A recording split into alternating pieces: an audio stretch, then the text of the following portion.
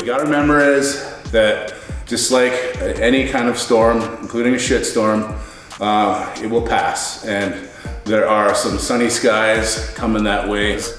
When it comes to game time or fight time or time to lift, there is no faking it. You cannot fake this shit. So make sure, if you're gonna practice a sport, you're putting in the reps, you're putting in the work, because that is what's gonna give you the biggest confidence in life and in your profession as a sports player. But think about it, in every step of your life, in every, area that you have, your workplace, your friends, families, whatever, are you putting in that work?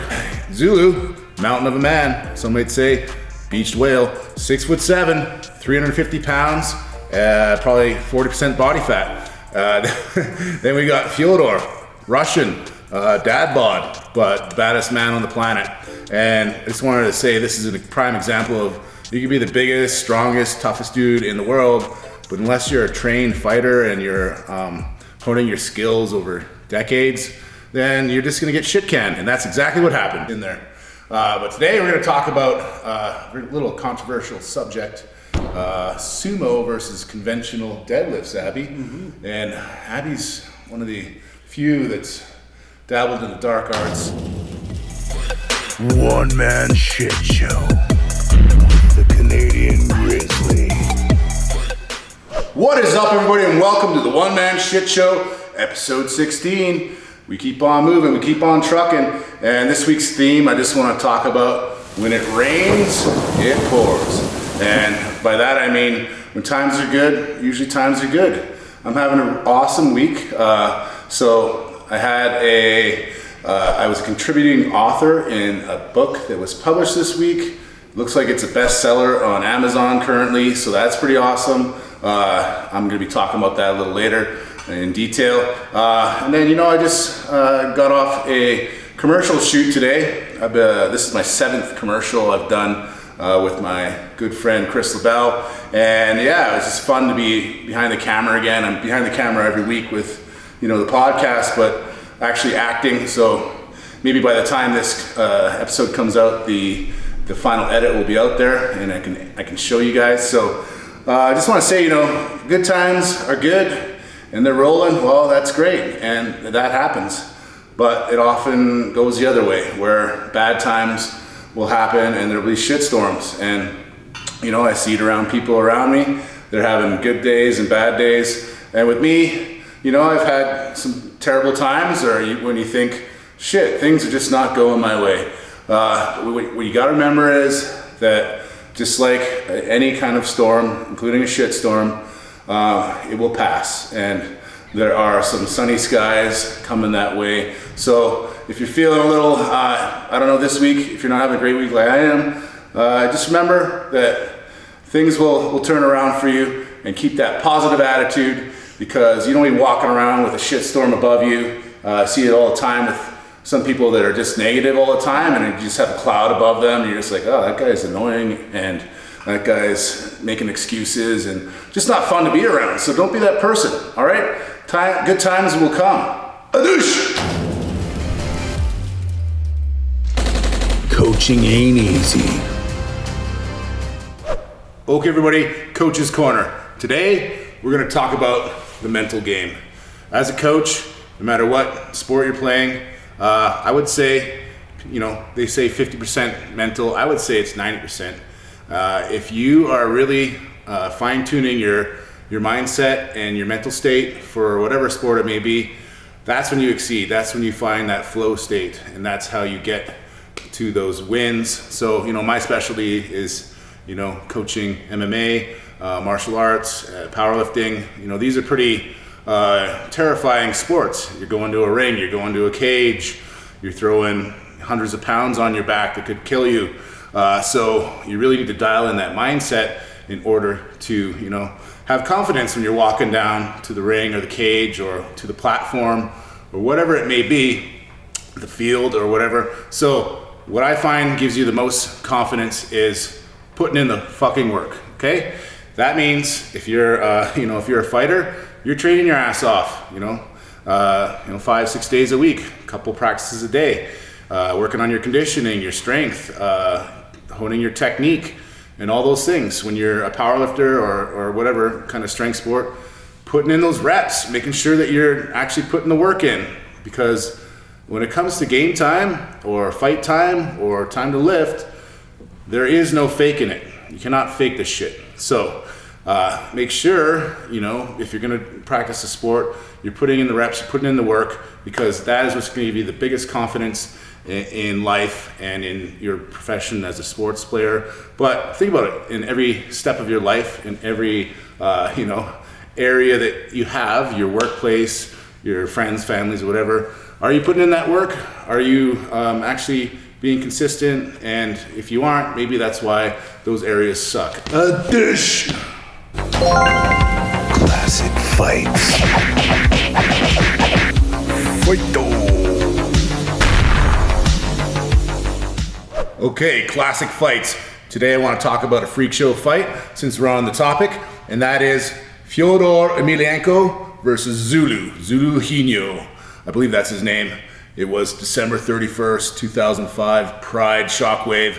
And Zulu, mountain of a man, some might say, beached whale, 6'7", 350 pounds, probably 40% body fat. Then we got Fedor, Russian, dad bod, but the baddest man on the planet.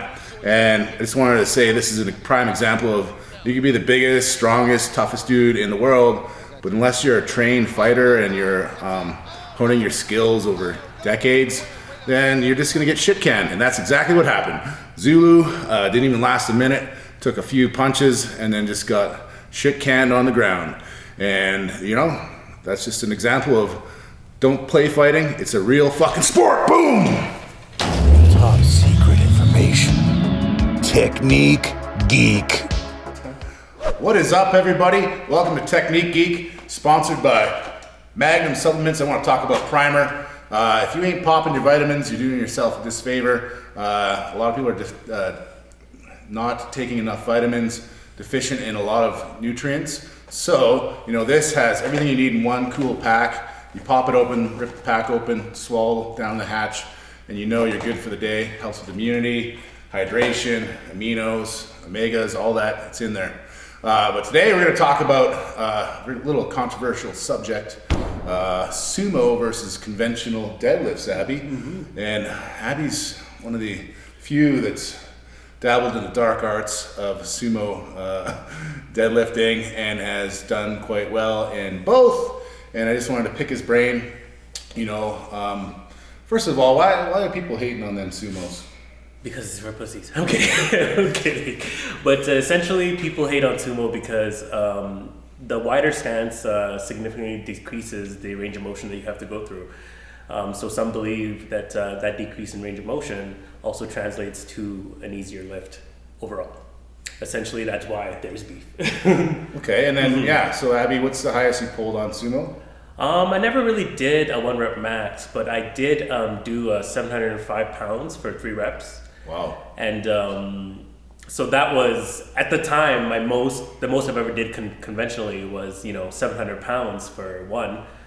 But I was able to, add 2 more reps doing sumo at a slightly higher weight, so. So would you say that it's easier? Come on. Yes. All right, there you have it. Abby spilled the beans. It is easier to do. But Abby, he came in, we hadn't trained for quite some time, and I see him pulling sumo. I'm like, shit, man, you're representing my gym with some sumo? but he did a training, cycle, and then now he's back to conventional. He's looking strong. On other lifts, he's looking better. So, we're hitting some really good progress, and then we kind of hit a wall here. So we're just taking kind of a deload, but hopefully we'll be able to see him pull a new PR with conventional, and that includes his sumo PR as well. All right, so I don't hate sumo as much as a lot of people do, because I think it's a great accessory to build your deadlift and your synergistic muscles and some areas that might be weak, like your hips and your adductors and your glutes. So what would you say about that, Abby? I would say, let's just preface by saying that like sumo and conventional, they do have some similarities as well. Like between sumo and conventional, you still gotta, activate your lats and back. You still gotta keep your core tight. You still gotta, mechanically, you still gotta hinge at the waist, at the hips. And you have to push through the floor. So, and, keep a neutral head, but, that varies from person to person. So there are some similarities. And because of those similarities that kind of helps it have a synergistic effect with the conventional lift as well, right? So with sumo, you're activating different muscles as well. That's also to be noted. So you're getting a lot more activation from your inner quad muscles, and you're getting a lot more activation from your glutes as well. And these things definitely won't hurt your conventionals. These things definitely wouldn't hurt your conventional if they're practiced along with your regular regimen. But when we look at the conventional deadlift, you have a lot more focus on your erectors and your hamstrings. So they definitely work the same muscles, but to varying degrees. So you will kind of pick up on certain weaknesses. Sumo, it's definitely harder for you to get off the ground, but you have an easier lockout. And when it comes to conventional, it's easier for you to get off the ground, and you have a harder lockout. So kind of when you mix both of them together, you kind of fill in those gaps mechanically and, as far as the weaknesses go as well. Nice. Thanks for sharing that, Abby. Yeah. I first started off pulling sumo because I didn't know how to deadlift at all. And I got to a certain point and I just hit a wall, and then I started switching to conventional. From there, it took off. So I think, it does help. But at the end of the day, don't hate the player, hate the game. And the rules allow it. So if it helps and there's a slight chance you can lift more, and you're really concerned about your total and winning some championships, well, hey, don't hate the player, hate the game. Yeah. At the end of the day, if you pull 800 pounds, it's still 800 pounds, allowed by the rules. Yeah. I will say also that a lot of sumo pullers are actually very good conventional pullers as well. So there is that synergistic effect. Definitely. And then if you go to open powerlifting, on your records, they don't have a little hashtag sumo or conventional. Exactly. That shit don't matter. So, at the end of the day, whatever makes you more comfortable, but I still think conventional is the way to go if you want to be taken seriously. But hey, pull the way you want to, and thanks for tuning in. Thanks for tuning in to the One Man Shit Show. Just want to shout out my sponsors. We got Magnum Supplements. We got the Punchline. These crafty devices. No, this isn't a BBC. Punch that thing. And Rich City brand, kick-ass hats, shirts. They make beard oil and stuff through their other company, Gilded Beard. Resolute Strengthwear, one-stop shop. Get all your sport gear, cool shirts. You can even get a Muteki shirt there. And thanks for Abby showing up and sharing his knowledge. He's got a lot to pass on. So thanks, Abby. Don't forget to take care of your mind and your body, or else your life will be a shit show.